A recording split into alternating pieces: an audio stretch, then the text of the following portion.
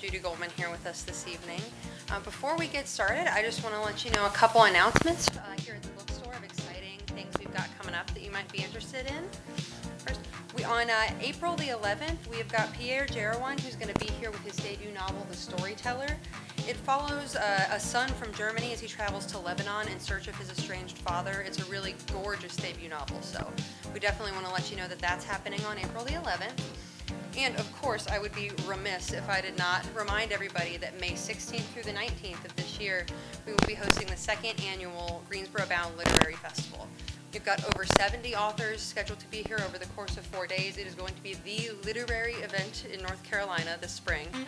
Our authors headlining include Zadie Smith, Ani DeFranco in conversation with Rhiannon Giddens, Rebecca Mackay, poet Ross Gay, and we also have a full children's lineup, including author Bill Koenigsberg and Lamar Giles, and children's authors Miranda and Baptiste Paul. There's going to be something for everyone, and if you are a book person, you definitely want to be here May 16th through 19th. So moving on to the main event of the evening, we are so happy to have Judy here with us tonight. She is the author of 2 award-winning poetry collections and 2 novels, Early Leaving and The Slow Way Back, which was a finalist for the Southern Booksellers Alliance Novel of the Year, a winner of the Sir Walter Raleigh Award for Fiction and the Mary Ruffin Poole Award for First Fiction. Her memoir, Losing My Sister, was a finalist for Memoir of the Year with both SIBA and the Forward Review. Her work has appeared in Real Simple, The Washington Post, and others. And she was born and raised in Rock Hill, South Carolina, but we are so happy that she has called Charlotte, North Carolina home for much of her life. And we are so happy that she came to visit us here in Greensboro this evening. So without any more fuss, I am going to get out of the way and let Judy come up here and tell you about A Memoir of a Marriage and a Medical Mishap, her memoir together.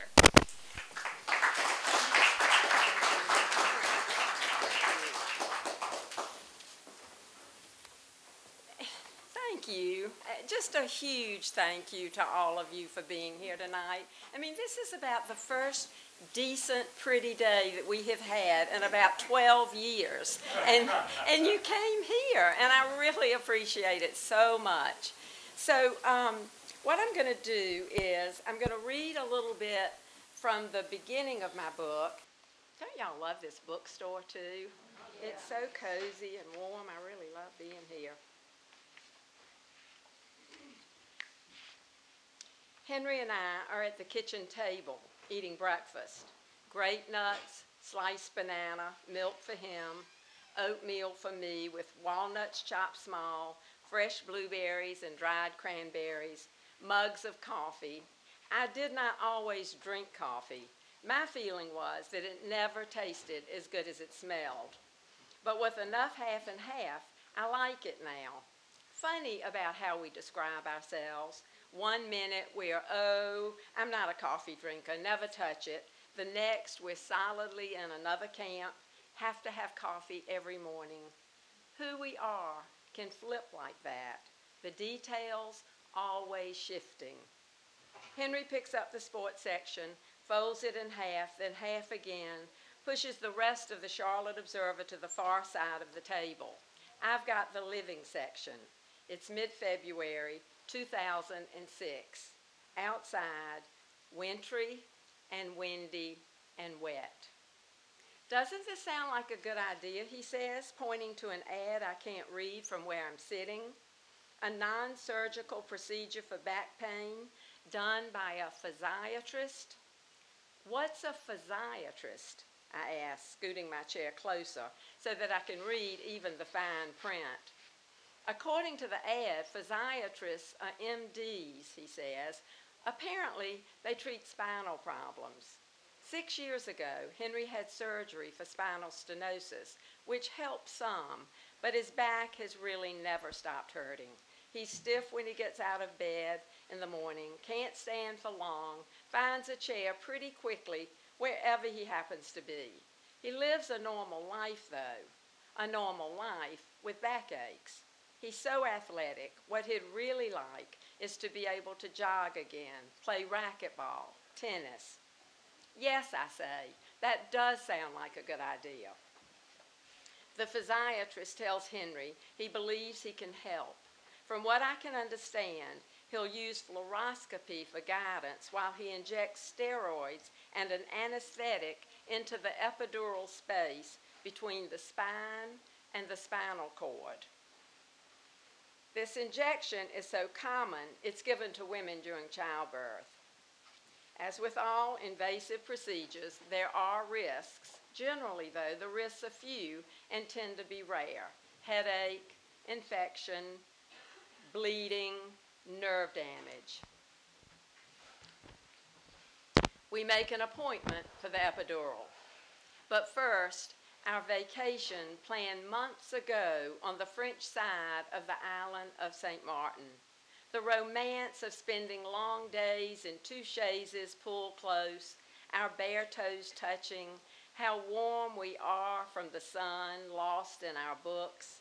Less than 100 feet away, our lunch place juts out over the sea, the smoky grill, the smell of fresh-caught fish cooking. Evenings, we stroll the rutted mile from our small resort to the row of Caribbean-colored gingerbread cottage restaurants.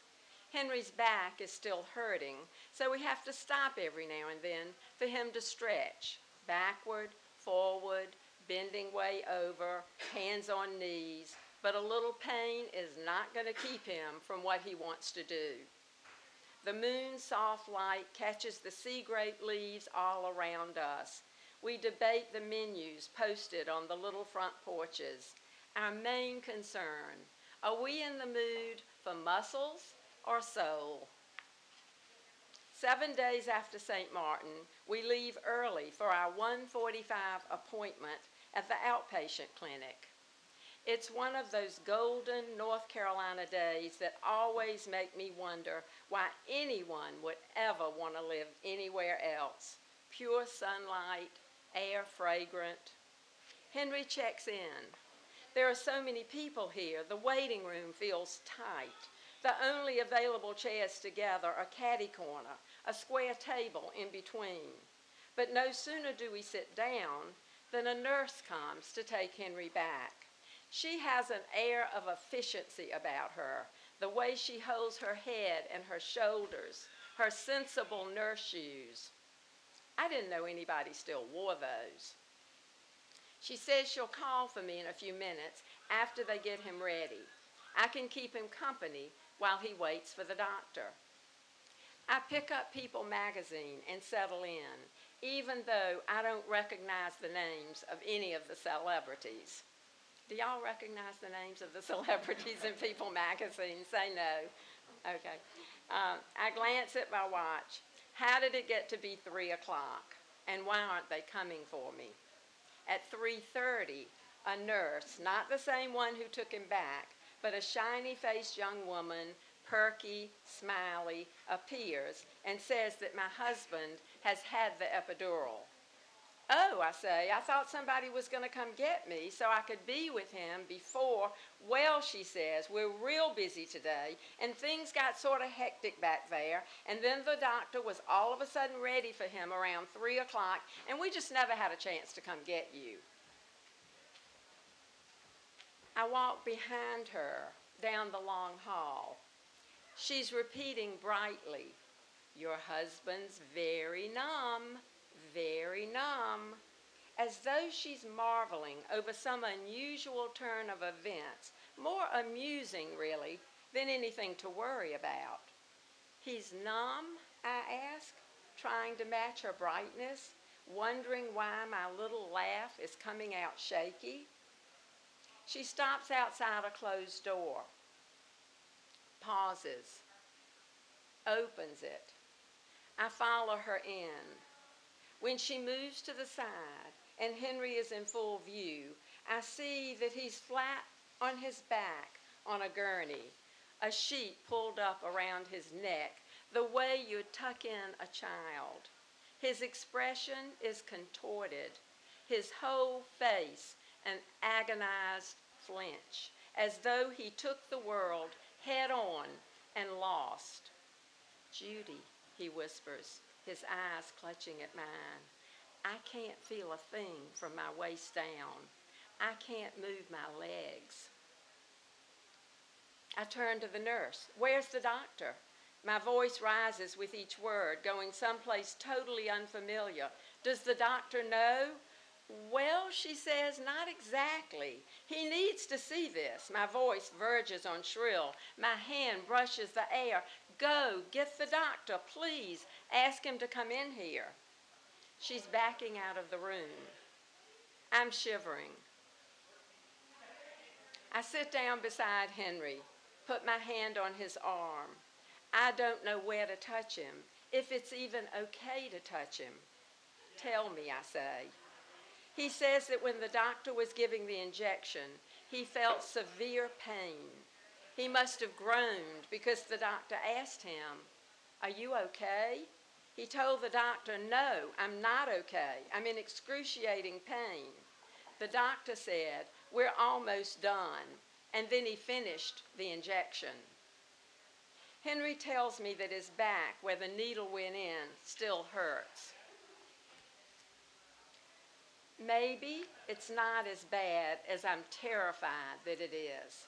Maybe he's really all right. Maybe I can help him be all right. Maybe what's been taken away can be brought back. I just have to figure this out, but I need to hurry before it, whatever it is, locks into place. I loosen the sheet around his feet. "Can you feel this?" I scratch his bare toes. "No," he says, "not at all." He sounds as though he's grown tired somewhere deep within his body. "Can you wiggle your toes?" I'm trying. Are they moving? They aren't. I wiggle them myself to get them started, but then nothing. "Can you flex this foot or this one?" I can't make either one move. "How about your leg?" I tap his knee through the sheet. "Can you lift your leg? Can you lift it just a little? This one or this one?" I'm trying as hard as I can. I stroke the tops of his feet, then the soles with my fingers. For a second, I think how another time, another place, I might run my hand down his calf to his foot. Maybe in the morning on my way to the bathroom, rounding the bed, I might reach under the sheet and touch the bottom of his foot, that careless, offhanded thing married people do. "What about this?" I ask, massaging his ankles. "Can you feel me doing this?" I can't. Now I'm reaching under the sheet and rubbing his calves. No. I reach farther and touch his knees, thighs, groin, buttocks. No, no, no, no. He feels nothing. I feel everything.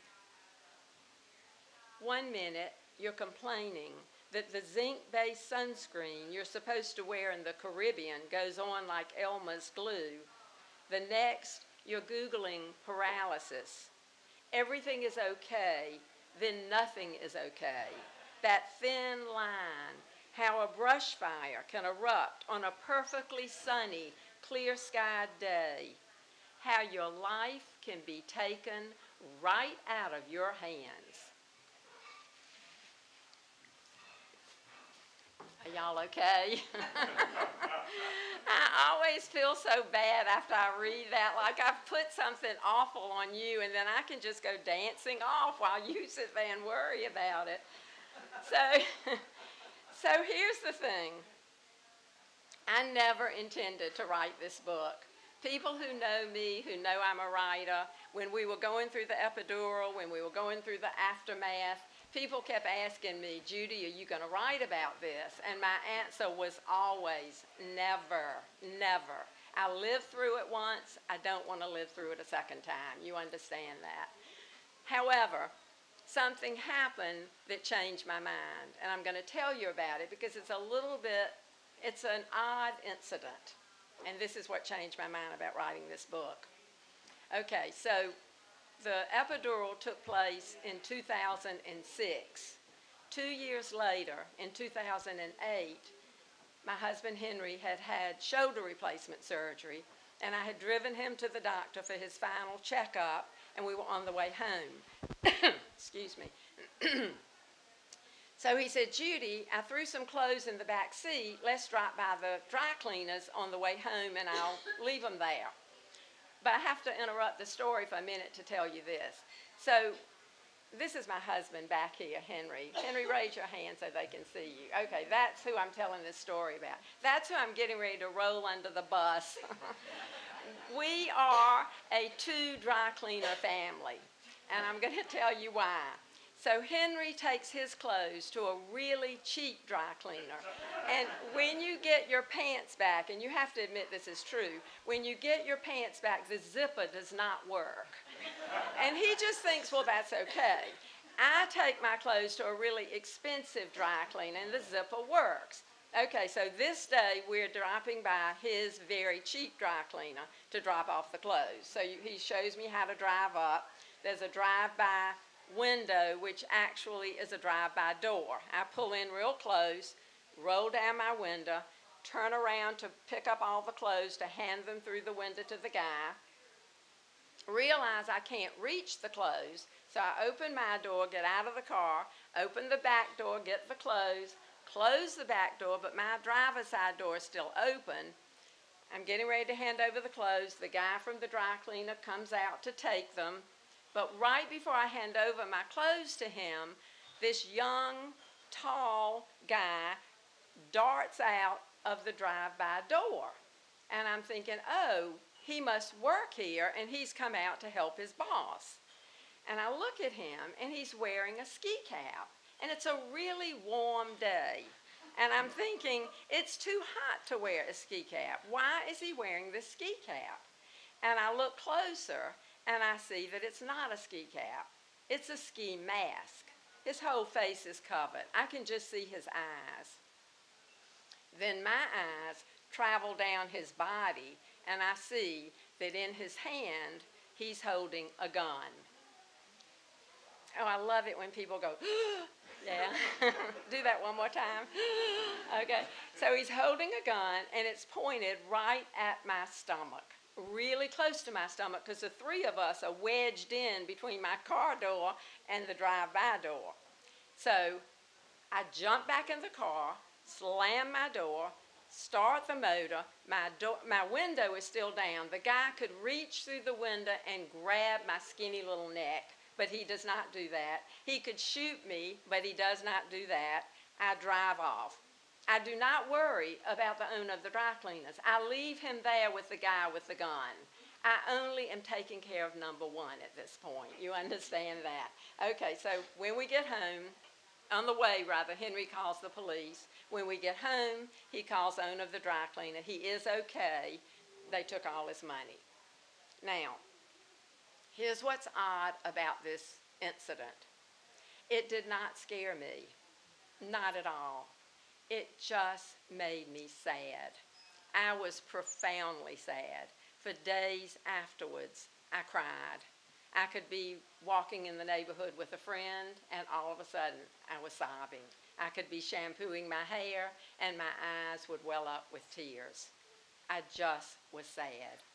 it took me a while before I figured out that I was finally able to cry about what had happened to my husband 2 years before.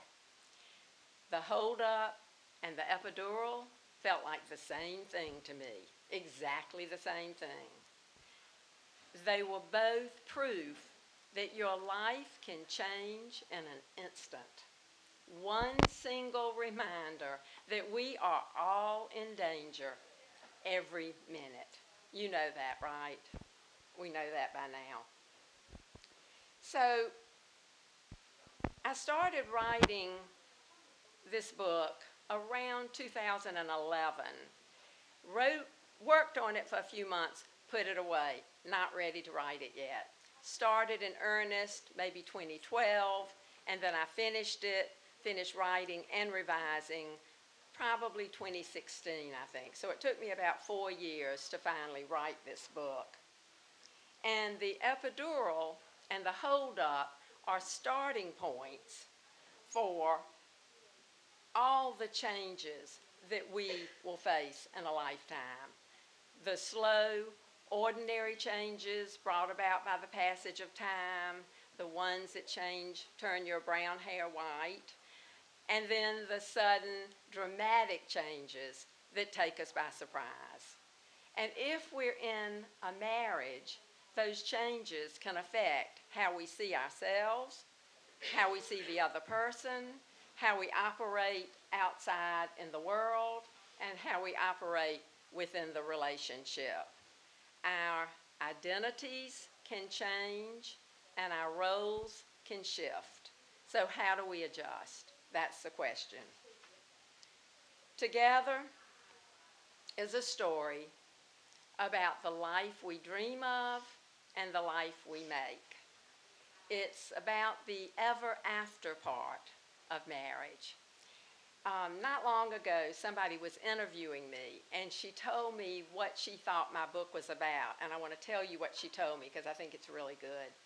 She says, my book is a meditation on what happens to love over time and all at once. Isn't that a nice sentence? A meditation on what happens to love over time and all at once. I really like that. So my book is actually a braid. There's the current medical crisis braid, and then there's the marriage braid, which actually is the chronology, the history of our marriage. And it's chapter by chapter, one then the other, until near the end of the book, they sort of blur and merge. I want to tell one thing about not blurring and merging, but about the two strands in my book. So if you hope to sell your book to a New York publisher, you need to have an agent. My agent is young. Now remember that part. She's young. She's 6 feet tall. She has red hair. She is gorgeous. And she's Irish but lives in New York. But what's the main thing about her? She's young. Okay, you got that. I give her my manuscript, and nowadays agents edit manuscripts more than editors edit manuscripts, oddly.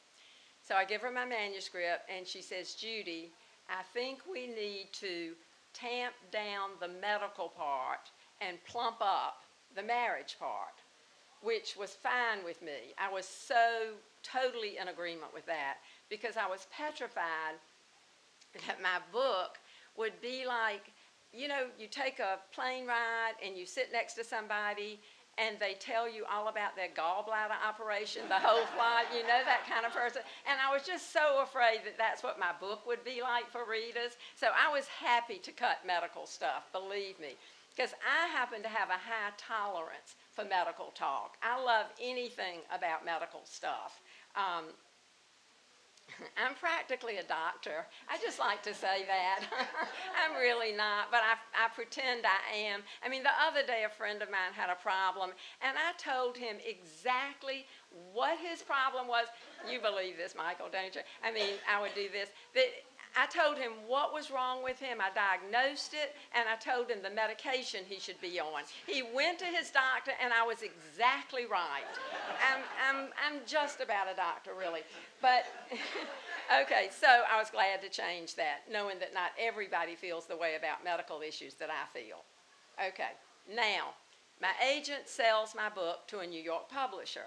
My editor is a little bit older, and she reads my manuscript and says, Judy, I think we need to tamp down the marriage part and plump up the medical.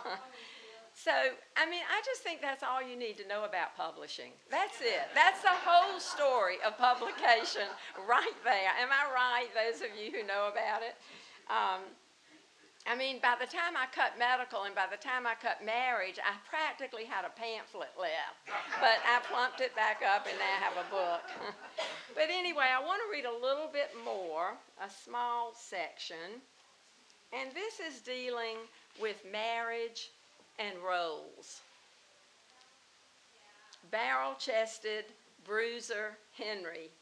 I always loved that he was so big and strong and brave, sensitive and kind-hearted, yes. My friends say he's the most evolved of all our husbands, the one most likely to join a cluster of women talking, the one most likely to get up at night with a fussy baby. But if you met him, your first impression would be sturdiness. Sturdy is what I must have been after when I married him. Not consciously, of course, but it was probably on my checklist. As a child, I was slight, not athletic, not known for physical strength, not brave. My grandpa called me Flimely, a Yiddish word meaning little bird. That image of me stuck. I was sweet, demure, too small to be taken seriously, or at least that's how I saw myself. In any marriage, one person becomes the fill in the blank one, and the other person becomes something in tandem. Henry would be the protector, I'd be the protected. Husbands and wives assume they do not possess the central quality the other possesses. If Henry is strong, I must not be. He can shield me forever. I did the same thing Patty Hearst did, married my bodyguard. Y'all know who Patty Hearst is. So here's Henry, flat on his back in the hospital, flat on his back in the rehab facility. I'm forced to take over. He's forced to give in. But I want to say something about writing memoir, and that is, memoir is the narrative of revelation. Now, what does that mean? It means that while you're writing memoir, you're learning something. You're looking for the deepest patterns of your personality. And the reward for writing memoir is self-understanding.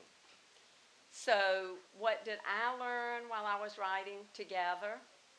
I learned that Henry actually remained big and strong and brave throughout, because otherwise, how would he overcome the obstacles that were blocking his way? And what did I learn about myself? Well, I learned that I can be slight and strong, not brave and brave, because really and truly, we all can be many things. We can be whatever it is we're called upon to be in a particular situation. So I'm going to go back to the day of the epidural. They have now taken Henry to another floor for him to have an MRI because the doctors are frantic to find out what went so terribly wrong with that injection. And I'm in the same waiting room that I had been in that afternoon when I waited with Henry, only this time I'm sitting there alone. I look out the window, it's now dark outside. I hear somebody vacuuming out in the hall. And my thoughts flash back to early scenes in our marriage. A scene that probably could be something like this one.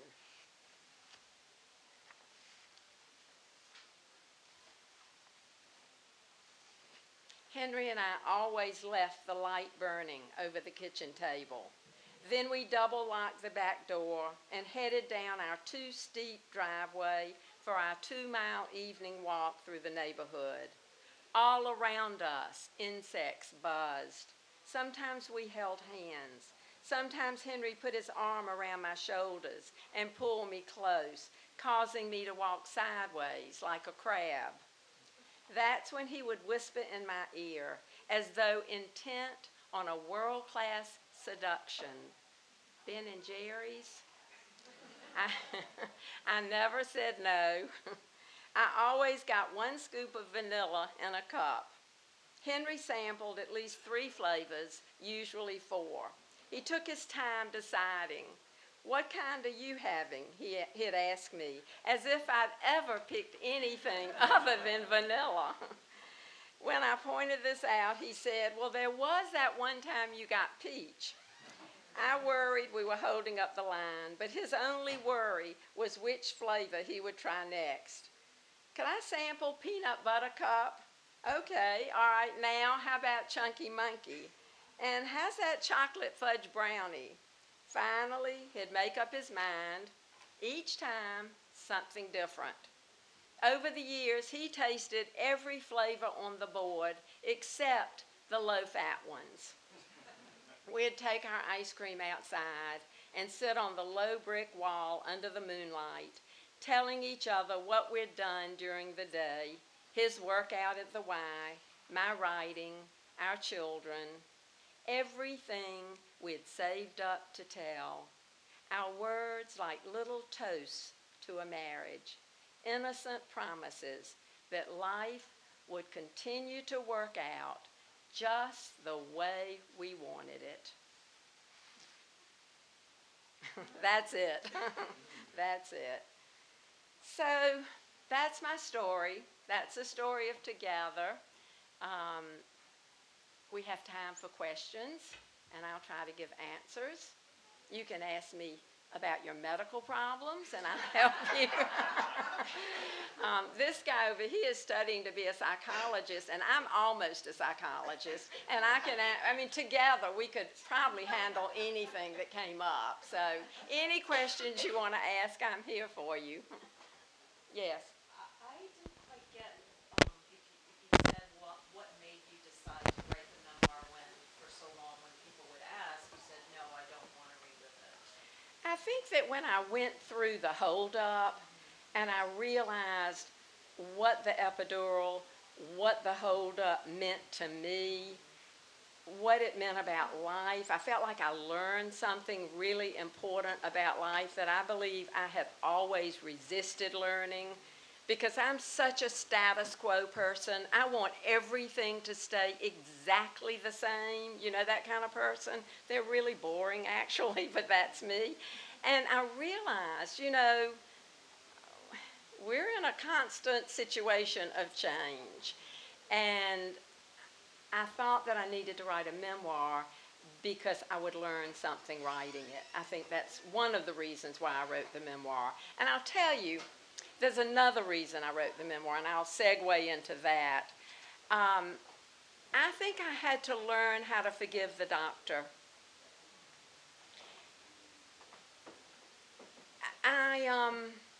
I had to come to the realization that he did not set out to hurt Henry.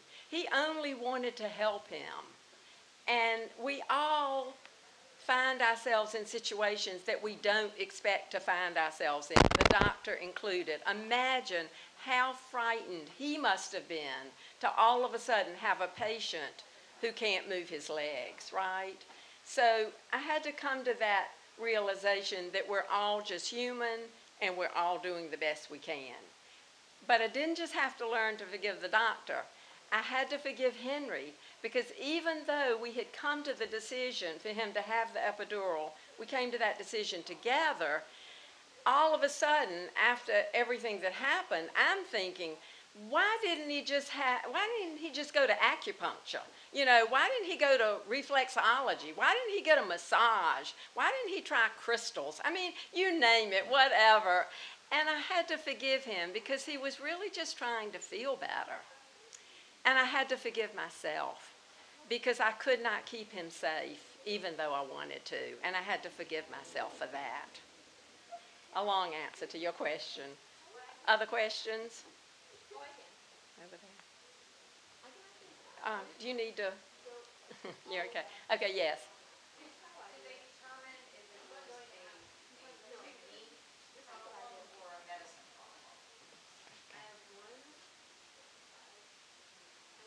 So the question is, did they determine that it was a technique problem or medicine problem? That was the way that you asked it.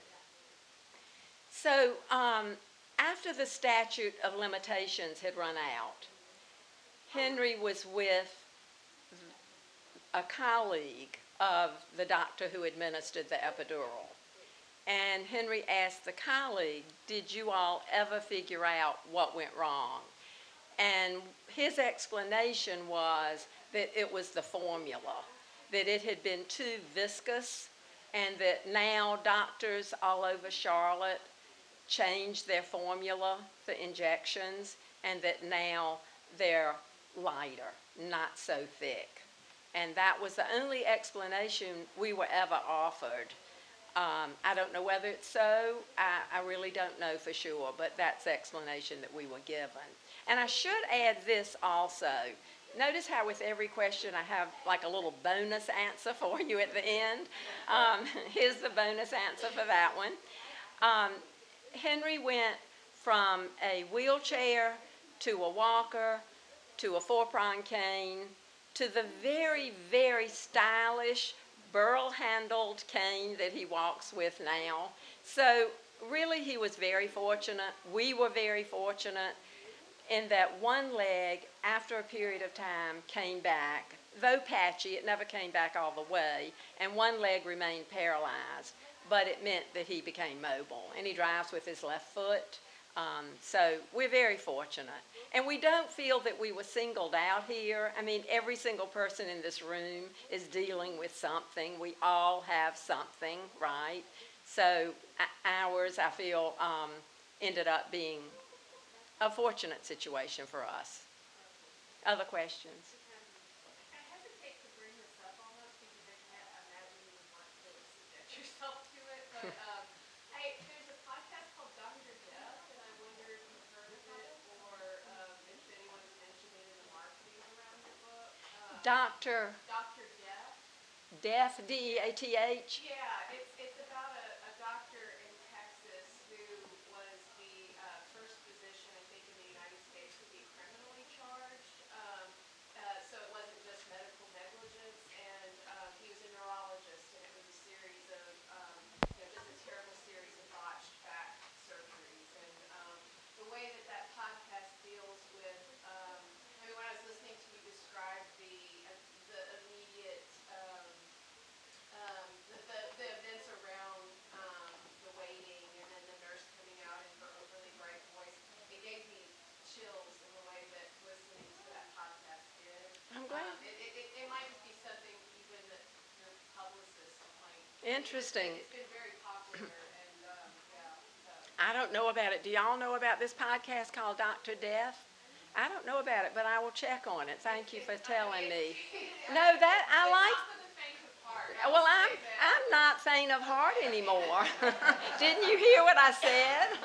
I'm not brave and brave, and the brave part really has the upper hand, actually. So yeah, no, I'm glad that you mentioned it. And I should say, I don't find what you did derivative of it at all. I think that it just might be an interesting point of contention. I'm always interested in things like that. Thank you. And I want to say something. So at different readings that I give, of course, there are different comments, and nobody's ever mentioned that to me yet. And last night I had a first at a talk, and somebody raised his hand, and he was such a sweet-faced man. And he said, you know, Judy, I'm wondering why your husband went to a podiatrist for an epidural. And so I said, well, you know, the feet, the back, they're close. They're both on the body, you know. So you understand that I was not saying podiatrist. It was a physiatrist. And they used to be rehab doctors, and they handle pain with non-surgical procedures. Okay, you're with me on that. Okay, good. This is a much smarter group tonight than I had last night. Okay, yeah. I am interested in the days when it was hard to write and you felt like you were hitting a wall. What things did you do to get yourself writing again? Okay. Or tricks? What are the tricks? So could you hear her question that she's interested in when you're writing and all of a sudden you find that you can't write? What are the tricks to get you going again? The thing that works for me is to read either poetry or really good memoirs. And it just, I think what it does is reassure me that other people are using language in a very fresh way, and other people are telling stories in a very compelling way. And Judy, if you sit here long enough, you can aim for that. So that's really, it's not a very unique or original trick, but it works for me. It really does. And I'm not one of these people who believes that you have to write every single day. I don't say that, but I do believe you have to write regularly. Like exercise, which I don't do regularly, but I do write regularly. But people say that you need to exercise regularly to keep those muscles going, and it's the same thing, I think, with writing. You do have to, and in the beginning, I made appointments with myself to write. Because you would never just not show up for a dental appointment, right? You would never just stand up a dentist. But you stand up yourself all the time. I mean, you plan to write on Tuesday, and all of a sudden it's Thursday, and you have not written. So I wrote in my calendar book every day when I first started writing prose, 9 o'clock, write, 9 o'clock, write, every day, as though I had a dentist appointment. And I kept those appointments. So there are two tricks. Your bonus you got. Yeah. Yes. In your intake newspaper, you said that you read a lot of really good memoir, and perhaps implicit in that statement was that there is also bad memoir. I was curious as to how You want me to name bad memoirs? I was just curious as to how you made that distinction for yourself, like what you found compelling and inspiring as opposed to not. Well, really, so she's asking what I found compelling in memoirs when I said good memoirs, not bad memoirs. I don't read for pleasure anymore. I read to teach myself. I started so late. My first novel was published when I was 58. I'm 77 now, and I've got a lot to learn. I really do, because I started so late. So I only read memoirs that have something to teach me. And if I've read 20 pages and there's nothing there for me to learn, close the book, put it away, pick up something else. So it's very subjective, but you can use your own intuition and read to learn. And that is pleasure. I mean, that to me is joy. Discovering, oh, this is how this person handles dialogue. I mean, how do you handle dialogue in a memoir when you certainly don't remember every conversation? And this is how that person ends chapters but leads us on to the next chapter. I read to learn, and it's a good way to discover a good memoir for you. We were in Paris, and Janice fell in the Museum d'Orsay, and the emergency medical people came, and then the public relations woman came, and I took out my camera to take pictures. And she said, oh, Americans are always wanting to sue. And I said, no, I'm just doing it for fun. It must have been a lot of fun with Janice sprawled out on the floor and you're snapping, but go ahead. I'm not judging. So,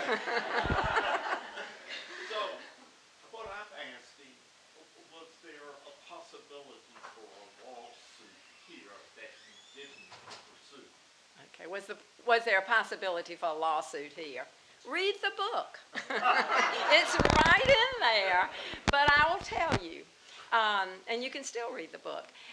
Yes, we did pursue litigation. But it was interesting because whenever Henry was feeling like, dadgummit, I want to sue that doctor, and I'm thinking, well, do we really want to put ourselves through that? And then I was angry, thinking, we want to really sue that doctor, and Henry's thinking, do we really want to put ourselves through that? We were never in the same place at the same time. And we did consult a couple of lawyers, and it's very hard to prove medical negligence, as some of you may already know. So there was never a suit. And really, in the end, we were so glad that we had not put ourselves through that. Instead, we needed to work to forgive. We did not need to work in that direction. We needed to work in the forgiveness direction. That was better for us. Do you want to tell your side of the museum when you're on the floor and your husband's busy having fun? They actually took me to a room. They had a little hospital room. Oh. But what I wanted to ask was, when you were reading, which I understand, you only read a short section about the dry cleaners and then, the ski mask and the gun. Is there more? I'm buying the book, so I'll read it. But is there more about that? Because I'm wondering About the gun. the holdup? Yeah, hold up. Yeah, because I actually just told the story. There's more. Because I'm curious. Yeah, there's more about the holdup in the book. I mean, I even went so far, I was so obsessed with that holdup that we were at a dinner party, and I made everybody do a reenactment. I said, okay, Bobby, you stand here and you hold the gun, and then I'd say, no, Bobby, the gun has to be closer to my stomach. Move in closer. Okay, John, you're the dry cleaner guy. Get on your knees, because he was really short, and I want to set it up exactly right. I mean, I was obsessed with it, and all that's in the book. Yeah. Okay. Yeah, Dea. D. I looked at Dea and I said D. Three of your students. Judy is the most amazing teacher on the planet. Let me just say that. Now, did everybody hear that? Did all the microphones hear that? I'm kidding. Go ahead. Three of your students have a question. Okay. And I know you went into the agent's view versus the editor's view, but Dea can articulate better than most. She was really getting my name called for her, so I could ask my question. I got it. Makes perfect sense. I catch on. All right, so here's my question, which we were discussing when we got up. So I'm curious to know how close the book you published was to the book we set out to write. And I don't mean the effect of the agent and the editor. I mean the effect of writing a book. From the moment you started, did you write it differently at the end? That is such a good. Nobody's ever asked me that question. That's a really interesting I've been question. trying. It's a really interesting question. I should go home and think about it, and y'all wait here, and I'll come back and tell you. I mean, I really have. If you want. Yeah, I have to think about that. Well, first of all, I'll tell you that it had a different title, and that might show you the direction I intended to go in. And the book had this title until my editor said, of course we need to change the title. And I said, oh yeah, of course we need to change the title. And I was just sick. I love the title. Here it is, What We Can Count On. Don't you think that's a good title? I mean, because we can't count on anything, right? So it's interesting, what we can count on. And that sort of says the direction I was going in, because I believe I was really into the psychology of this whole thing in the beginning. And then I had to bring myself back to more concrete details, which is sort of the opposite of how you usually write a memoir, because usually you're writing the concrete details, and then later you have to add those brief sparks of reflection all the way through the book. I think that's probably my best answer to that question. I also, when this happened to Henry, 5 minutes after the part that I read to you with the nurse and the doctor, I pulled a paper towel out of the dispenser on the wall and I started writing down things. Not because I wanted to write a book, but because I needed to write everything down, because if I felt like if I could see it on paper, I could figure it out and I could solve this problem. So I had notes all the way through this that I had kept. So I didn't even consult those notes when I started writing the book. I think that's how into the psychology of this whole thing and what it means about living a life and what it means about being in a relationship and changes in a relationship. I was so into that question, how do we adjust, that much later I took out all those notes and then I filled in a lot with what had happened. I did it backwards, which is encouraging, I hope, for you all who are hoping to write or wanting to write, already writing, is that there's really no right way to do it, and there's no wrong way to do it. It just happens to be your way of doing it. So, yes. I have kind of a process question, I think. Out of the many things I love about your book, everything. Thank you. The structure is so perfect for what you're doing. And I wonder if you knew from the beginning that you would end up braiding, so perfectly Thank you. the medical mishap and the marriage and, using two different tenses. Um, or is that something that developed after your first draft or somewhere along the way? How did that happen? Okay, so some of that was from the beginning. From the beginning, I was alternating.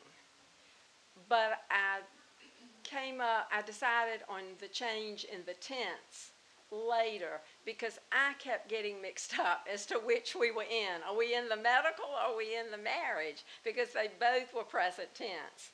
And so it was obvious to me then the marriage part had to be in past tense and the medical part had to be immediate. It had to be in present tense. And that helped me keep it straight as a writer, and I hope that it would help the reader keep it straight too. Originally, the very first scene in the book was the holdup. Obviously, I mean, I was so obsessed with it, of course, and that's what got me into writing the book. So that was absolutely the first scene in the book.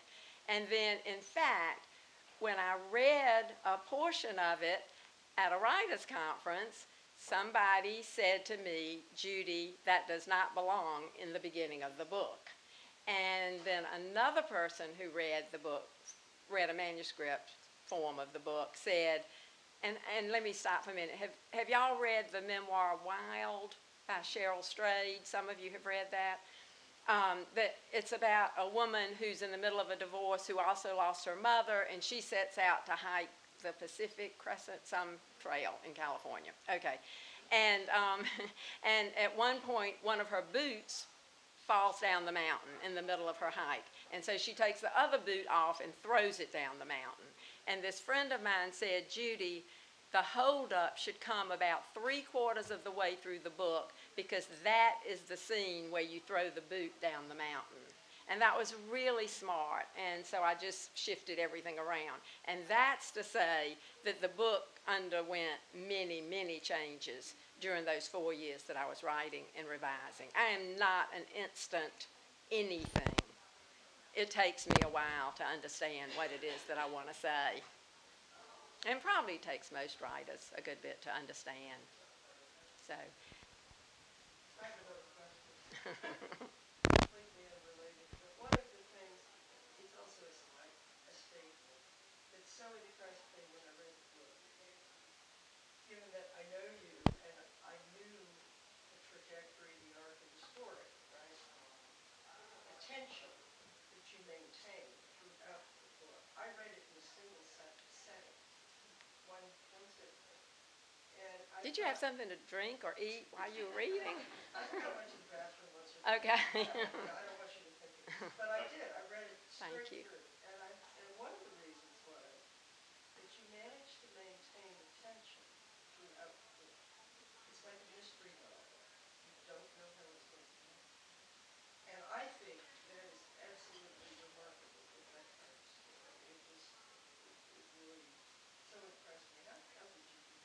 Oh, boy. Thank you. I mean, that is the best compliment I could receive because we are all so afraid of boring the reader. And we don't know whether we are boring the reader while we're writing. We really don't know how what we've written comes across. We don't know that. And so for you to say that I kept up the tension and that it was like a mystery, I mean, that's the best thing you could say to me. And I don't know the answer to that. I really don't. Maybe the answer is that you, the writer, and I've said this before in workshops, that you, the writer, have to be surprised. I mean, you have to find yourself gasping at what you have put down on the paper. You cannot know how it's going to go. I really don't believe that's a good way to write. I think you need to be surprised. You need to be, as I said earlier, learning something while you're writing. And so maybe that contributes to it because certainly it was all a mystery to me while I was writing it. You know, is this going to work? What's going to come next? How is this going to unfold? And so maybe that's it. Maybe the fact that I didn't truly understand all the psychology of the book until I was finished. And I still am discovering things about it, what I meant, you know, what I was asking, what I was suggesting. And so maybe that's part of the mystery, that there's a mystery there for me too. I just sort of made up that answer just now. But you realize you sort of answered my previous question. Oh, okay, well, good. As long as I answered one of them. Okay. Well, any other questions? I don't want to cut anybody off. What's next? Well, I've written another book. I have a draft. I do. But don't be impressed because it's a mess. I mean, it's going to take years to get this thing decent, halfway decent, really. And I have no idea whether it's going to work or not, whether it's something I have the right to write. It's another memoir. And as soon as I'm done talking about this book, then I'll get back to work on that and start the revision process. But I've got a lot of work to do on that. But thank you for asking, because I do like to reassure that little draft that's sitting over there. I'm going to come back to you, and I haven't forgotten you. We'll work. So thank you. Let me just say this. Thank you so much for coming tonight. I really appreciate it, and I'll be glad to sign books for you if you would like me to. Thank you.